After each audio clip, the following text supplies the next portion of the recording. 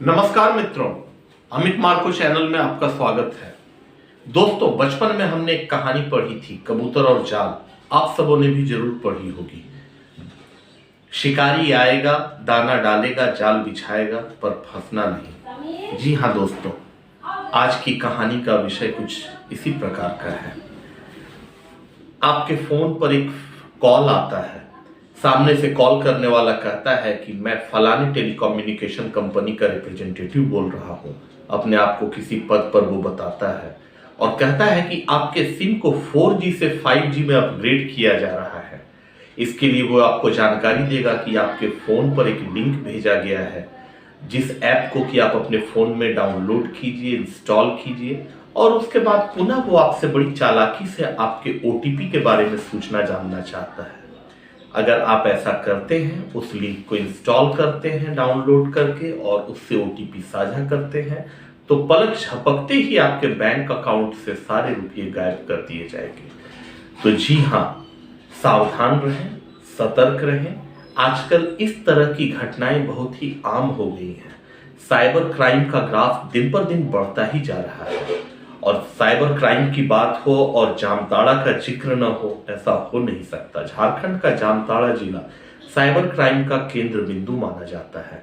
यहाँ बहुत सारे गिरोह हैं जो देश के विभिन्न ठिकानों में रहकर विभिन्न साधनों का उपयोग करके तकनीक के टेक्नोलॉजी का मिसयूज करते हुए लोगों के साथ साइबर ठगी और साइबर फ्रॉड कर रहे हैं। अभी हाल ही में कुछ दिनों पहले एक न्यूज आई थी जिसमें कि गिरिडीह की गांडेय थाना की पुलिस ने गांडेय थाना के ही एक गांव से एक ही परिवार के कुछ लोगों को पकड़ा था, जिनके पास से कि भारी मात्रा में कैश और बहुत सारे सिम, लैपटॉप वगैरह बरामद किए गए थे। इनका मुख्य धंधा यही 4G से 5G सिम को अपग्रेड करवाना और उसके बदले लोगों को झांसा देकर उनका अकाउंट खाली करना होता था। सिर्फ इतना ही नहीं, इसके अलावे तरह तरह के और भी साइबर फ्रॉड चल रहे हैं। मतलब बात हो गई है मैं डाल तू पात पात। आप जब तक अलर्ट होंगे, ये अपराधी कोई नया रास्ता अख्तियार कर लेते हैं लोगों को ठगने का। तो काफी संभल के रहना होगा। हमें अपने OTP किसी से साझा नहीं करने होंगे। एक और उदाहरण आपको बताता हूं, इसके बारे में भी न्यूज आया था कि क्या इनका मोडस ऑपरेंडी है।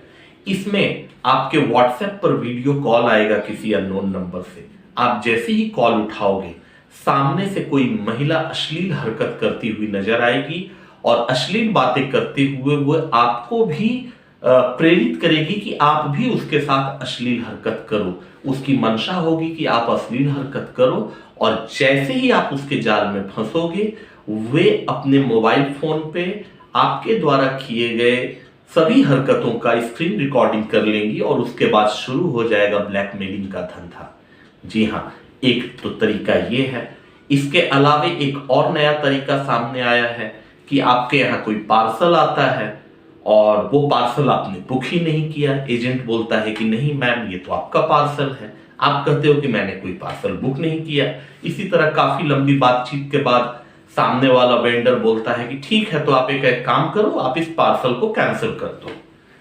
लास्ट में जब आप पार्सल कैंसिल करने जाते हो तो वो आपसे OTP की डिमांड करता है कि आपके मोबाइल फोन पर एक OTP आया होगा, और अगर आप ऐसा करते हो तो यहां भी आप उसके झांसे में फंस जाते हो।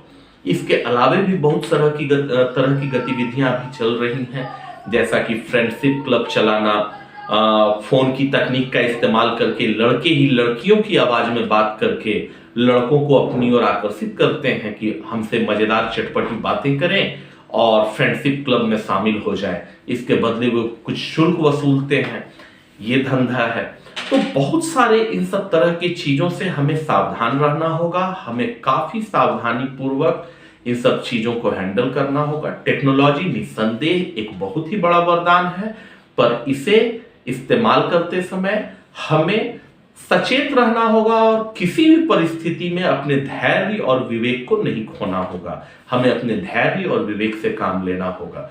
कोई भी संदेह हो तो हमें तुरंत अपने नजदीकी बैंक शाखा में जाना चाहिए और कोई भी बात वहां करनी चाहिए। अगर हमें संदेह हो रहा है तो हम रिप्रेजेंटेटिव से बात नहीं करके अपने नियरेस्ट बैंक ब्रांच में जाएंगे और वहां पे सारी बातें करेंगे, या जिस भी कंपनी के रिगार्डिंग कॉल आ रहा है उस कंपनी के टोल फ्री नंबर पर कॉल करेंगे, वहां ऑफिशियल कांटेक्ट हम करेंगे जेन्युइन नंबर्स पे। हम इन झांसों में नहीं आएंगे।